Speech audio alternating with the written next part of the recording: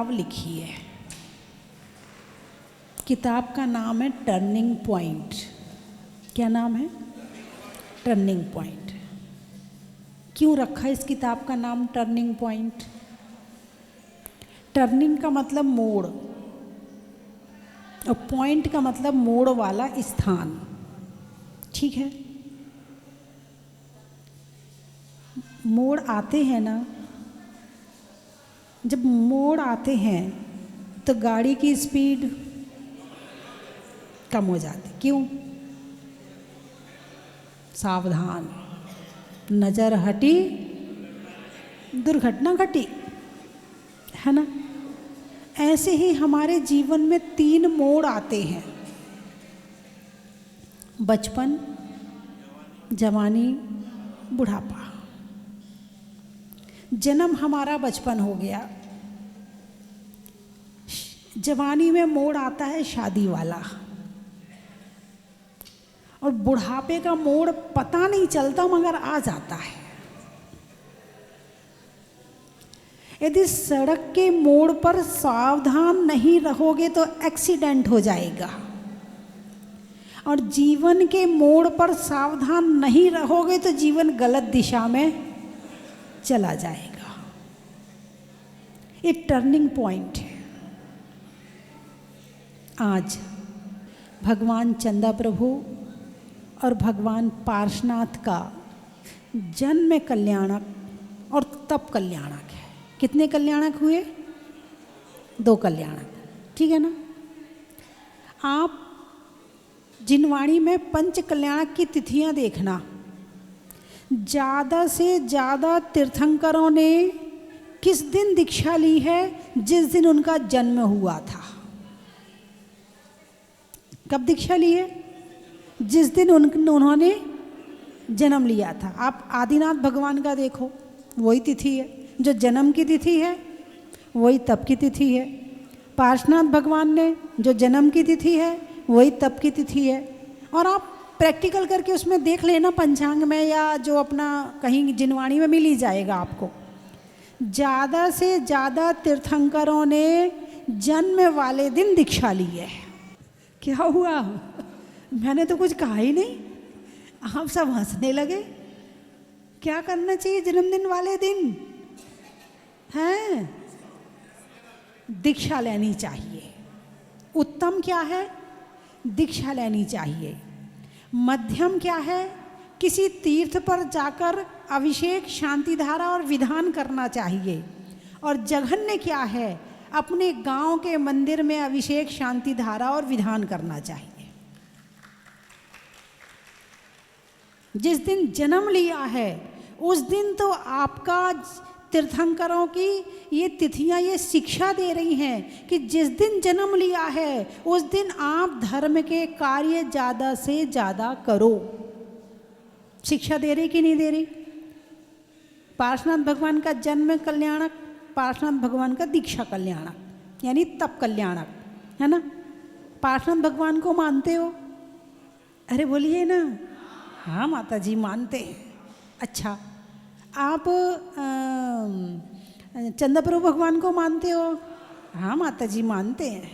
अच्छा, आप मुनि सुब्रतनाथ भगवान को मानते हो?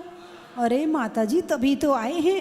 हमारे भाई साहब हृदय में हाथ रख के बता रहे मानते हैं माता जी, मानते हैं, हृदय से मानते हैं। बहुत अच्छी बात है, आपके हृदय में मुनि सुब्रतनाथ भगवान समा गए हैं। अब मानते तो हो मगर उनकी मानते हो कि नहीं मानते हो? उन्हें तो मानते हो, उनकी मानते हो कि नहीं मानते हो? भगवान मुनि सुब्रतनाथ ने भी जन्म कल्याणक वाले दिन दीक्षा ली है। आप और देख लेना, ज़्यादा से ज़्यादा तीर्थंकर जन्म और दीक्षा कल्याणक एक ही दिन है उनका। तो क्या प्रेरणा मिल रही है कि जन्मदिन पर धर्म के कार्य ज़्यादा से ज़्यादा करने चाहिए, और कभी मौका मिल जाए, अरे बोलिए ना, दीक्षा भी ले लेनी चाहिए। तो जानते भी हो, मानते भी हो और उनकी भी मानते हो, है ना। चलिए, जन्म हुआ हमें कुछ नहीं पता। आपको याद है जब आपका जन्म हुआ था? अरे बोलिए ना, कौन से कपड़े पहने थे? कपड़े नहीं पहने थे? अच्छा, चलो माता पिता ने कौन से कपड़े पहनाए थे वो भी नहीं पता। धीरे धीरे बड़े हुए, क्या खाया, क्या पिया, कौन से खिलौनों से खेला, क्या किया, आपको याद है क्या? अरे बोलिए ना, नहीं है। आपने कुछ ऐसा प्लान बनाया था कि मुझे इनके घर में जन्म लेना है, मुझे उन्हें माता पिता बनाना है, ऐसा कोई प्लान बनाया था क्या? नहीं बनाया था। अच्छा, इसका मतलब ये है कि जन्म आपके हाथ में नहीं है। जन्म आपके हाथ में नहीं है। आपको सोचना माता पिता ने सिखाया, बेटा ऐसा नहीं सोचते, बेटा ऐसे नहीं बोलते, बेटा ऐसे नहीं चलते, बेटा ऐसे नहीं खाते, बेटा ये नहीं खाते, बेटा ये नहीं पढ़ते, बेटा ऐसे बात नहीं करते। किसने सिखाया? माता पिता ने सिखाया। कौन से स्कूल में एडमिशन लेना है ये आपकी चॉइस थी क्या? किसकी थी? माता पिता की थी। यानी जन्म माता पिता, या कहो कि आपके कर्म जैसे थे वैसे माता पिता आपको मिल गए। ठीक है, क्या खाना क्या पीना ये आपके हाथ में नहीं था। जिस घर में जन्म लिया उस घर के लोग जैसे थे, वो जो खाते थे वो उन्होंने सिखा दिया। ठीक है, यानी जन्म हमारे हाथ में नहीं है। अब आई जवानी, बचपन, जवानी। ये जीवन एक अंतर्देशी लिफाफा है। ये जीवन एक अंतर्देशी लिफाफा है और 1 2 3 मोड़ के बाद पोस्ट हो जाता है। क्या? 1 2 3 मोड़ के बाद पोस्ट हो जाता है। तो अब इसमें पोस्ट वाले कितने बैठे हैं जो पोस्ट होने वाले हैं? नहीं भाई साहब, अभी तो आप बहुत छोटी उम्र के लग रहे हैं। लेकिन अभी पोस्ट वाली उम्र नहीं आई आपकी। अभी दूसरा मोड़ चल रहा है आपका, है ना। जब तक आप कर्म कर रहे हैं, जब तक आप अभिषेक कर रहे हैं, शांति धारा कर रहे हैं, पूजा कर रहे हैं, दुकान जा रहे हैं, पालन पोषण कर रहे हैं, आपके शरीर में ताकत है, तब तक आपका दूसरा मोड़ चल रहा है।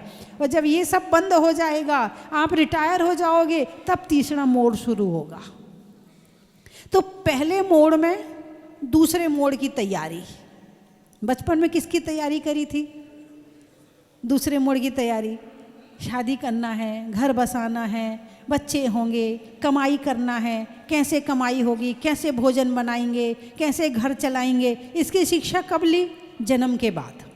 ठीक है, अब जवानी में तो जी रहे थे मगर तैयारी नहीं चल रही थी।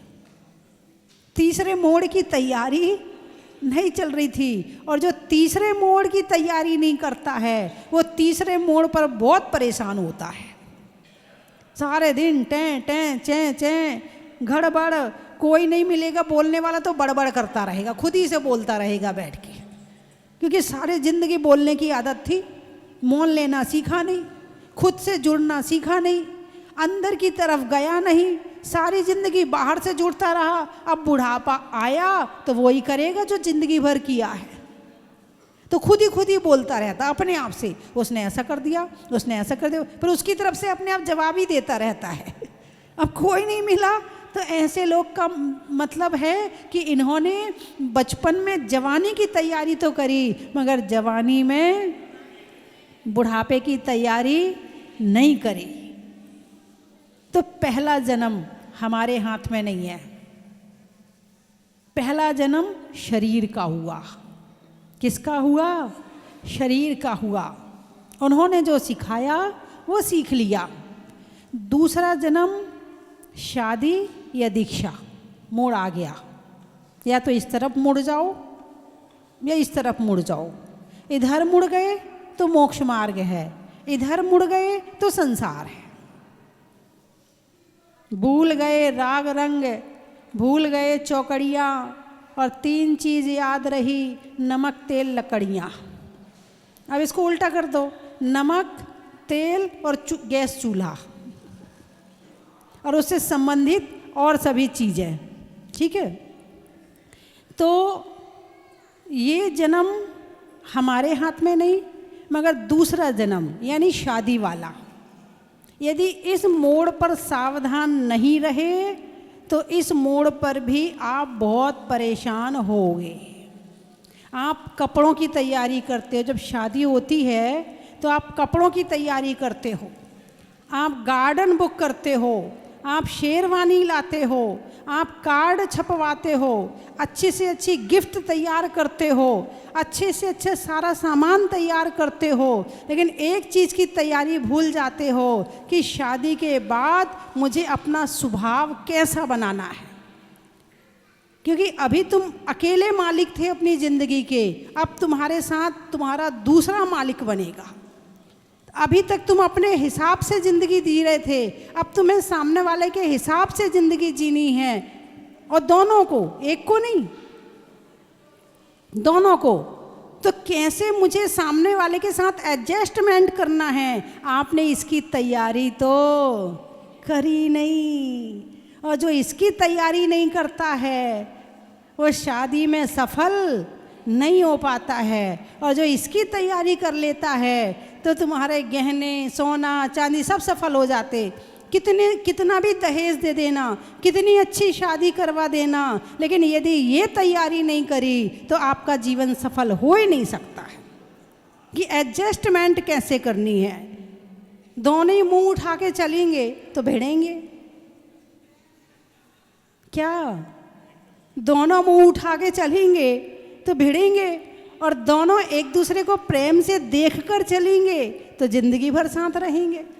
अब मुंह उठा के जीना है या सामने आमने सामने जीना या सर झुका के जीना है, ये आपके हाथ में है। तो शादी वाले मोड़ पर भी सावधान होना जरूरी। कुछ तो ऐसे होते हैं कि सगाई हुई, मोबाइल गिफ्ट हुआ, लड़ाई शुरू। आजकल तो लोग शादी सगाई के बाद रखना ही नहीं चाहते, बोले भाई जल्दी निपटाओ, ये पता नहीं कब भिड़ जाए परेशान हम माता पिता होंगे, इसलिए जल्दी निपटाओ। 1 तारीख की शादी, 1 तारीख की सगाई, 10 तारीख का ब्याह, निपटाओ भाई जल्दी। क्योंकि किसी का कोई भरोसा, आजकल भरोसे वाले लोग नहीं रह गए हैं ये है कि नहीं है, हैं? तो बंधुओं, क्यों ऐसा, क्यों आपके ऊपर से विश्वास क्यों उठ गया है? क्योंकि आपके अंदर अहंकार आ गया है। आप अपनी अपनी चलाने की सोचते हो, आप अपने आप को सब कुछ समझते हो, आप स्वार्थी बन गए हो। और जो स्वार्थी बनता है उसके साथ दूसरा नहीं रह सकता है, और जो निस्वार्थी होता है, सामने वाले के साथ समर्पण से रहता है, वो जिंदगी भर साथ रह लेता है। इसीलिए आज ये तलाक इतने ज़्यादा बढ़ रहे हैं, क्योंकि स्वार्थी लोग बढ़ रहे हैं। मेरे हिसाब से नहीं चलता, मेरी नहीं मानता, मैं अपने हिसाब की ज़िंदगी जीऊँगी, मैं ऐसा करूँगी, उसको क्या करना, मेरी लाइफ है, मेरी पर्सनल लाइफ भी तो कोई चीज़ होती है। भूल जाओ कि पर्सनल लाइफ होती है, और जो पर्सनल लाइफ के विषय में ज़्यादा सोचता है उसकी ज़िंदगी ऐसे गड्ढे में गिरती है कि वो उठने लायक नहीं रहता है। ये बोलना छोड़ दो कि मेरी पर्सनल लाइफ कुछ होती है। मेरी लाइफ सामाजिक है, मेरी लाइफ पारिवारिक है, मेरी लाइफ देश की है, और मैं सबके काम आऊँ तो मेरी लाइफ की कोई कीमत है, और मैं किसी के काम ही ना आऊँ तो मेरी ज़िंदगी की क्या कीमत है? अरे बोलिए ना, क्या कीमत है? तुम किसी के काम नहीं आ रहे, वो चिल्लाए जा रहा है, एक बार पानी दे दो, पानी दे दो, तुम दे ही नहीं रहे। तुम एक गिलास पानी देने लायक नहीं हो तो तुम किस काम के हो? अपने हाथ से उठाओ, अपने हाथ से पियो, अपना खाना खुद बनाओ। आज मैं ऐसा नहीं है, आज वैसा नहीं है, तुम खुद कर लो ऐसा। किस काम के फिर तुम? तुम्हारी जिंदगी किसी के काम नहीं आई तो तुम किस काम के हो? जीने के लिए तो पशु भी जी लेते हैं, वो किसी के काम नहीं आते हैं। ऐसे ही तुम किसी के काम नहीं आ रहे तो तुम भी, उससे ज़्यादा जिंदगी कुछ है ही नहीं है। इसीलिए दिन भर विचार ये करो कि मेरा जीवन केवल मेरे खाने के लिए नहीं है, मोबाइल चलाने के लिए नहीं है, टीवी देखने के लिए नहीं है, मेरा जीवन सबके लिए है। कर भला और जो नहीं कर भला तो नहीं हो भला। कर भला सो हो भला। किसी के पैर में तेल लगाओगे तो हाथ चिकने पहले तुम्हारे होंगे, नहीं तो सूखे रहेंगे। नहीं, अपने हाथ में तो क्रीम पाउडर सब लग जाता है, खूब दुनिया भर के सामान। सामने वाले को नहीं चाहते, तुम जानो तुम्हारा काम जाने। ऐसी जिंदगी सबसे बेकार और थर्ड क्लास जिंदगी होती है जो किसी के काम नहीं आती है, जिसके गंदगी साफ करने में किसी के हाथ गंदे लगते हैं, समझना वो हाथ ही नहीं है। इससे अच्छा ना मिलते हाथ तो ठीक था। जो अभिषेक नहीं करता, पूजा नहीं करता हैं, जो किसी के लिए भोजन नहीं परोसता, किसी को खिला नहीं सकता, सेवा नहीं कर सकता, तो हाथ मिलना और नहीं मिलना बराबर है, क्योंकि बिना हाथ वालों का भी पेट भर जाता है। जिनके हाथ नहीं होते तो क्या उनका पेट नहीं भरता? भर जाता है। हाँ, तो हाथ मिले तो क्यों मिले? अपने लिए नहीं, सबके लिए मिले, कुछ अच्छा करने के लिए मिले। अरे मैं तो कहीं और पहुंच गई। चलिए, आज जन्म कल्याणक पर चर्चा करनी है। तो आप दूसरा मोड़ आपकी ज़िंदगी में कौन सा आया?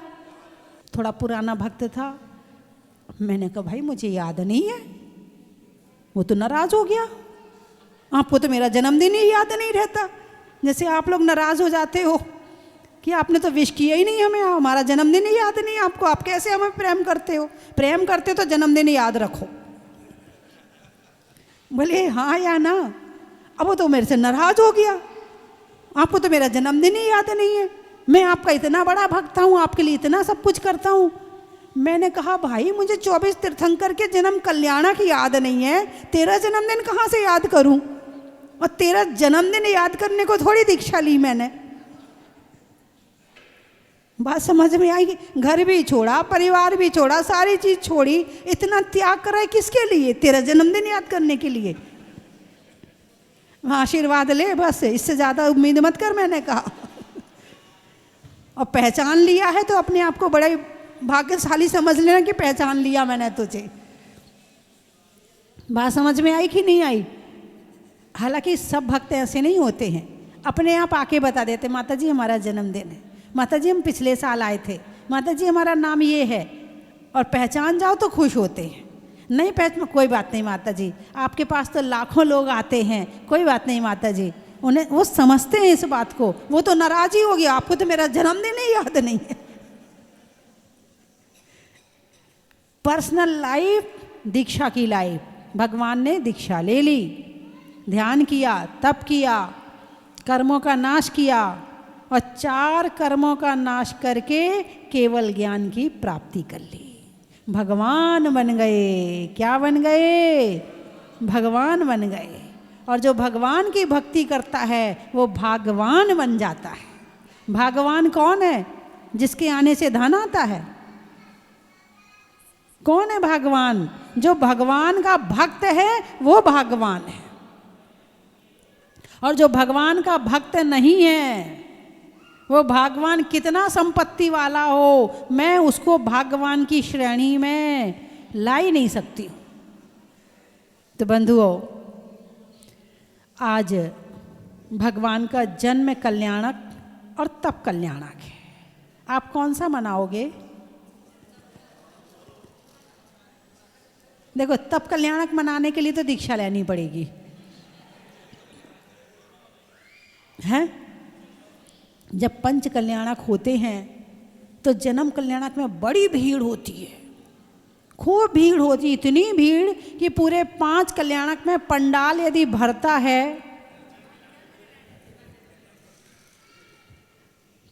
अरे बोलिए ना, तो जन्म कल्याणक के दिन भरता है। क्यों? तप कल्याणक के दिन खाली रहता है और जन्म कल्याणक में भर जाता है। तुम जन्मदिन वाले हो सारे, हैं? तप वाले नहीं हो। तो जन्म वाले जन्म तक मनाते हैं और तप वाले हम जैसे मनाते हैं। भगवान के तप कल्याण के बाद भगवान ने क्या किया है, हमारा उस पर ध्यान होता है। और गर्भ और जन्म में क्या होता है, तुम्हारा उस पर ध्यान होता है। ठीक है, कोई बात नहीं, आप गृहस्थी हैं, संसार में रह रहे रहो, जमीन में रह रहे रहो, आसमान में नजर रखो। नजर कहाँ रखो, आसमान में रखो। घर में रह रहे हो रहो, जन्मदिन मना रहे हो मनाओ, मगर नजर तब कल्याणक पर रखो कि भगवान वो दिन कब आएगा, जैसा आपका दूसरा जन्म हुआ था ऐसा मेरा जन्म भी होगा। दीक्षा कल्याणक भी एक जन्म कल्याणक है।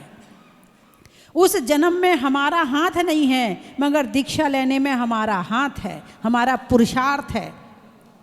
और जो पुरुषार्थ करता है वही दीक्षा लेता है। तो पुरुषार्थ का फल दीक्षा है और कर्म का फल जन्म है। क्या? कर्म का फल जन्म कल्याणक है और पुरुषार्थ का फल दीक्षा कल्याणक है। पुरुषार्थ किया, मेहनत किया और आगे मेहनत के लिए दीक्षा ले रहे। अब आगे कौन सा पुरुषार्थ होगा? धर्म पुरुषार्थ होगा। तो मेरी बात आपकी समझ में आ गई? अरे बोलिए ना। बहुत बढ़िया, बहुत सुंदर, बड़े अच्छे लोग आए हैं आज तो। कितनी जल्दी बात को समझ लिया। मैंने क्या कहा? रहो जमीन में, देखो आसमान में। भगवान के मंदिर में जाकर एक भाव हमेशा बनाना। कम से कम दीक्षा ले नहीं पा रहे हो, भाव तो बनाओ। भाव बनाने में ना घर छोड़ना पड़ रहा, ना परिवार छोड़ना पड़ रहा। भाव तो बनाना कि हे भगवान वो दिन कब आएगा जब हम आपके जैसे दीक्षा लेंगे, आपके जैसे ध्यान करेंगे, आपके जैसे संयम की पालना करेंगे, आपके जैसे चारित्र की पालना करेंगे। और हम वो दिन कब आएगा जब हम भगवान बनेंगे। तो दीक्षा है संसार से निकलने का मार्ग और शादी है संसार में घुसने का मार्ग। चक्रव्यूह होता ना, अभिमन्यु को चक्रव्यूह में घुसना आता था? आता था कि नहीं? घुस गया था, फिर क्या हुआ? मृत्यु हो गई। क्यों? निकलना नहीं आता था। तो संसार एक चक्रव्यूह है, तुम्हें घुसना तो आता है।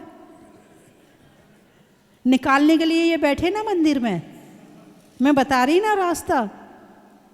वहाँ अर्जुन नहीं था, नहीं बता पाया, मैं तो बता रही हूँ आपको।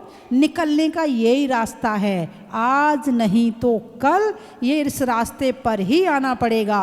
और चक्रव्यूह में घुस गए और निकलना नहीं सीखा तो जो अभिमन्यु का हुआ था वो ही होगा। बार बार जन्म, बार बार मरण, बार बार जन्म, बार बार मरण, बस फंसे रहोगे और उस चक्रव्यूह में घूमते रहोगे और करते रहोगे, मोह माया के चक्कर लगाते रहोगे। और निकलना है तो भगवान के दर्शन हैं, गुरु के प्रवचन हैं और जिनवाणी का स्वाध्याय है। ये ही हमें इस चक्रव्यूह से बाहर निकालेंगे, दूसरा कोई रास्ता है ही नहीं है। निकलना चाहते हो? घुसना नहीं सिखाना पड़ता। अरे बोलिए ना, घुसना सिखाया क्या? मैंने आज तक प्रवचन में नहीं कहा कि संसार में कैसे घुसा जाता है। और फिर भी देखो सारे घुसे पड़े हैं और मैं पकड़ पकड़ के निकालने की कोशिश कर रही तो भी, और कोई निकले तो खींच के घर में। पागल हो गया? दिमाग खराब है तेरा? कोई दीक्षा लेने जाए तो क्या कहते हो? दिमाग खराब है तेरा, पागल है? अरे बोलिए ना, कहते कि नहीं कहते? तो जो दीक्षा लेता है उसका दिमाग खराब होता कि अच्छा होता है? जो दीक्षा लेने जाता है वो पागल होता है कि सही दिमाग वाला होता है? और आप उसको क्या कहते हो? हाँ सुन लेना, और ना हो तो खुद का प्रैक्टिकल देख लेना। कभी समझाने बैठ जाओगे, अरे ये सब कहने की बातें, दीक्षा विक्षा बहुत कठिन मार्ग है, चल नहीं पाते। वो देखो उसकी दीक्षा छूट गई, वो देखो उसकी दीक्षा छूट गई, उसने देखो क्या किया। किसका उदाहरण सुना रहे हो? जिसकी छूट गई। और जिसकी सही चल रही है उसको नहीं दिखाओगे हैं? जब शादी हो ना तब समझाया करो, देख शादी मत कर, उसकी टूट गई, उसका तलाक हो गया, हाँ उसको दिखाया करो, फिर कहना अब शादी करना है तेरे को, नहीं तो दीक्षा ले ले तू है। अपने संसार मार्ग में दिखाया करो, और वो कहे देखो उसकी टूट गई, उसका ऐसा हो गया, उसके, कोई बात नहीं, ये तो चलता रहता है। शादी तो करनी पड़ती है, शादी किए बिना थोड़ी जिंदगी चलती है, वो तो करनी पड़ती है। नहीं, दीक्षा नहीं लेनी पड़ती। जो दीक्षा लेता है उसका तो दिमाग खराब हो जाता है। यदि आपने किसी की दीक्षा लेने में ये कहा है तेरा दिमाग खराब है, दीक्षा लेने जा रहा है, समझना उसने पार्श्वनाथ भगवान का अपमान किया है, समझना उसने चंदा प्रभु भगवान का अपमान किया है, समझना उसने 24 तीर्थंकर का अपमान किया है, क्योंकि वो जिस रास्ते पर जा रहा है वो भगवान का रास्ता है। अरे बोलिए ना, तो मंदिर में जाके क्या भावना भानी है? दीक्षा के भाव क्या बनाना है? भगवान बिना पीछे कमंडल के इस दुनिया से चला ना जाऊं मैं, भगवान वो त्याग और संयम और साधना के बिना इस दुनिया से चला ना जाऊं मैं, अभिमन्यु के समान मर ना जाऊं मैं। किसके समान? अभिमन्यु के समान। यदि मृत्यु हो तो आपके जैसी हो, समाधि हो, निर्वाण हो। इसलिए समाधि भावना रोज पढ़ना, भले वो छोटी वाली पढ़ लेना।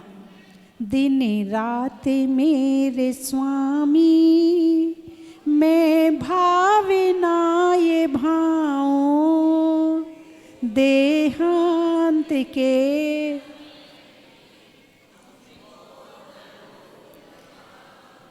पढ़ने का टाइम नहीं मिला, दुकान में बैठे हो, मोबाइल में सुन लो।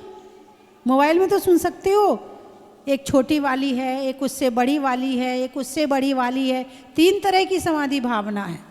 कभी टाइम हो तो बड़ी वाली सुन लो, टाइम ना हो तो छोटी वाली सुन लो। सुनोगे कि नहीं? कौन कौन सुनेगा? हाथ उठाओ। आपने हाथ नीचे क्यों कर लिया जल्दी से? हाँ उठाइए। चलिए बेटे तुम भी पढ़ लिया करो, ठीक है, याद कर लेना, आपको तो याद भी जल्दी हो जाएगा। और अपने अपने बच्चों को समाधि भावना जरूर याद करवाना, कम से कम छोटी वाली। जो टीवी में देख रहे हैं वो भी हाथ उठा लें कि समाधि भावना रोज पढ़ेंगे, है ना। कभी बाहर जाओ, वैसे तो मोबाइल साथ में है, कहीं भी हो सकता है, बाहर बाहर सब जगह हो सकता है, आप चाहो तो, ठीक है। चलिए मैं 3 चीज़ें बोलूँगी, आपको कहना बड़ा ही। निधियों में माणवक का, विद्वानों में चाणक्य का, और चंदा प्रभु पार्श्वनाथ भगवान के आज जन्म और दीक्षा कल्याणक का। पर्वत पर चढ़ने का, बच्चों के बढ़ने का, और समाधि भावना रोज पढ़ने का। अनाज में दाने का इनाम में पाने का, और भगवान के जन्म और दीक्षा कल्याणक मनाने का। नाव में खेने का, दान में देने का, और दीक्षा लेने का। कुछ लोगों ने नहीं बोला। नहीं, भावना पूरी रखना। चक्रव्यूह को याद कर लिया करो, ठीक है। किसको? चक्रव्यूह को। मत फंसे रहो, निकलो इस चक्रव्यूह से बाहर। चलिए, कहाँ कहाँ से आए हैं? बागी द्वारा। अच्छा, रहने में धरा का, रंगों में हरा का, और आने वालों में बागी दौरा का।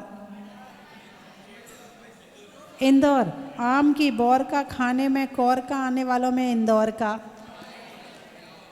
पिड़ावा, मिठाइयों में मावा का, शादी के सावा का, और आने वालों में पिड़ावा का। महीनों में मई का, रजाई में रुई का, और आने वालों में मुंबई का। उज्जैन, चेहरे पर नैन का, बोलने में बैन का, और आने वालों में उज्जैन का। कानपुर है, ये वाला कान वाला कान। अच्छा वहाँ कान वाले रहते हैं क्या? और सारी दुनिया में बिना कान वाले रहते हैं। गाने में सुर का, नृत्य में नूपुर का, आने वालों में कानपुर और जयपुर का, और जबलपुर का। जितने पुर वाले इकट्ठे हो जाओ। और कहाँ से आए? मंडी बामोरा। अच्छा, जीवन में जरा का, रहने में धरा का, और आने वालों में मंडी बामोरा का। लखनादौन। प्रश्नों में कौन का, लेने में मौन का और आने वालों में लखनादौन का। बोलो बोलो, जोर से बोलो जो बोल रहे। नहीं, कोई रह तो नहीं गया? भोपाल। अच्छा, आने वाले नए साल का, गर्मी में रुमाल का और आने वालों में भोपाल का। हाँ, ब्यावर। बच्चों में सावर का, दवाइयों में डाबर का और आने वालों में ब्यावर का। धार, सप्ताह में वार का, महिलाओं में हार का और आने वालों में धार का।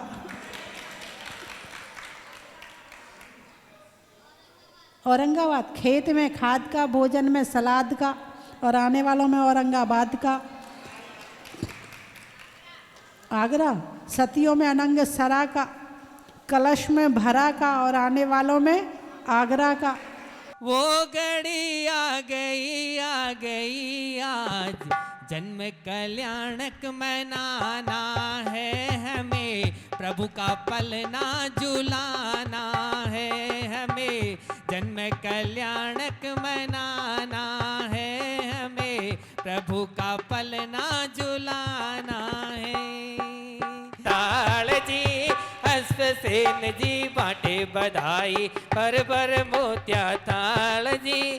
मामा ने जन्म दिया है, मामा ने जन्म दिया है, पार्श्वनाथ भगवान जी, भाई पार्श्वनाथ भगवान जी। आज दूल्हे भगवान, त्रिभुवन बीन पे कुर्बान, आने वाला सबको लुभाने वाला, मन को लुभाने वाला। त्रिभुवन के तुम हो स्वामी, तुम ही हो अंतर्यामी।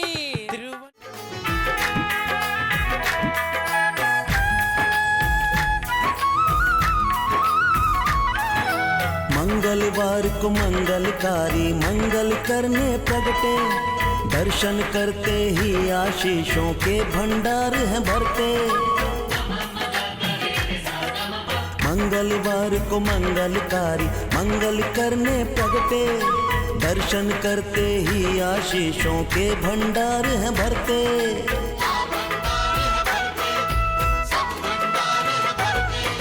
स्वस्ति धाम में जाकर मुझको, स्वस्ति धाम में जाकर मुझको भी जीवन है सुधारना। स्वस्ति धाम मुझे जाना है, मन में है ये धारणा। चलो स्वस्ति धाम, चलो स्वस्ति धाम, आओ स्वस्ति धाम, चलो स्वस्ति। तीर्थ ये मुनि सुव्रत नाथ भगवान का, मुकुट बन गया पूरे राजस्थान का, डंका बज रहा गुरु माँ स्वस्ति भूषण का, हर कोई दीवाना स्वस्ति धाम का। तीर्थ ये मुनि सुव्रत नाथ भगवान का, मुकुट बन गया पूरे राजस्थान का। बंधुओं, स्वस्ति धाम जहाजपुर अतिशय क्षेत्र आज पूरे विश्व की अनुपम, अलौकिक, अद्वितीय धरोहर बन चुका है। मैं आपको सादर आमंत्रित करता हूँ, वर्ष 2025 की पहली सुबह अपने दिन की शुरुआत करें, नए वर्ष का आगाज करें जहाजपुर वाले बड़े बाबा के मस्तक पर अभिषेक करके, शांति धारा करके। पूज्य गुरु माँ स्वस्ति भूषण माता जी का सत्संग पावन सानिध्य 1 जनवरी 2025 बड़े बाबा का महामस्तकाभिषेक 108 कलशों से रिद्धि मंत्रों के साथ में विशेष शांति धारा। मैं तो चाहता हूँ आप यहाँ पर आए और स्वयं बड़े बाबा का अभिषेक करें, शांति धारा करें अपने जीवन की धारा को बदलने के लिए।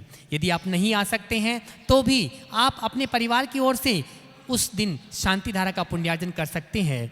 जिसकी न्योछावर राशि मात्र 2551 रुपये है। 2551वां निर्वाण महोत्सव चल रहा है और वर्ष 2025 का आगाज करें जहाजपुर वाले बाबा के मस्तक पर शांति धारा करवा के मात्र 2551 रुपये में। बंधुओं, 31 दिसंबर की रात्रि को संध्याकालीन महाआरती के बाद में भव्य भजन संध्या यहाँ पर होगी और रात को ठीक 12 बजे नए वर्ष का स्वागत, अभिनंदन और 108 दीपकों से जहाजपुर वाले बाबा की महामंगल में आरती होगी। तो नए वर्ष का स्वागत करना है और 2024 को विदा करना है। जहाजपुर पधारें। चन की थाल को सजाओ रे आज, रत्नों की थाल को भर लाओ रे आज। आओ आओ करे रे गुणगान आरती भगवन की। आओ आओ करे गुणगान आरती भगवन की। आओ आओ करे रे गुणगान आरती भगवन की।